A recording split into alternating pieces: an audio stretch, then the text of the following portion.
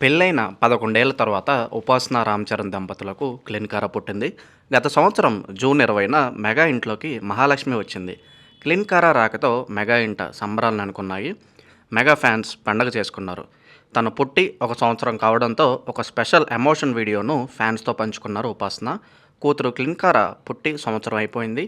ఇక క్లిన్కారా పుట్టిన తర్వాత రామ్ చరణ్కు మరింత నేషనల్ వైడ్ స్టార్డమ్ రావడం, చిరంజీవికి పద్మ విభూషణ్ రావడం, పవన్ కళ్యాణ్ డిప్యూటీ సీఎం అవడం, వరుణ్ తేజ్కు పెళ్ళవడం, ఇలా మెగా ఫ్యామిలీకి కలిసి వస్తుండడంతో క్లిన్కారా పుట్టాకే మెగా ఫ్యామిలీ మరింత సంతోషంగా ఉందని కూడా పలువురు భావిస్తున్నారు.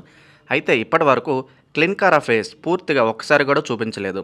పలుమార్లు క్లిన్కారా ఫోటోలు బయటకు వచ్చినా ప్రతిసారి ఫేస్ కనిపించకుండా జాగ్రత్త పడ్డారు. తాజాగా నేడు క్లిన్కారా పుట్టి సంవత్సరం అయినందుకు ఫస్ట్ బర్త్డే సందర్భంగా ఉపాసన తన సోషల్ మీడియాలో ఒక ఎమోషనల్ వీడియో షేర్ చేసింది. ఈ వీడియోలో చరణ్, ఉపాసన ఇద్దరూ కూడా ఉపాసన ప్రెగ్నెన్సీ వచ్చినప్పటి నుంచి బేబీ పుట్టేంత వరకు ఎలా ఫీల్ అయ్యారో చెప్తూ ఎమోషనల్ అయ్యారు.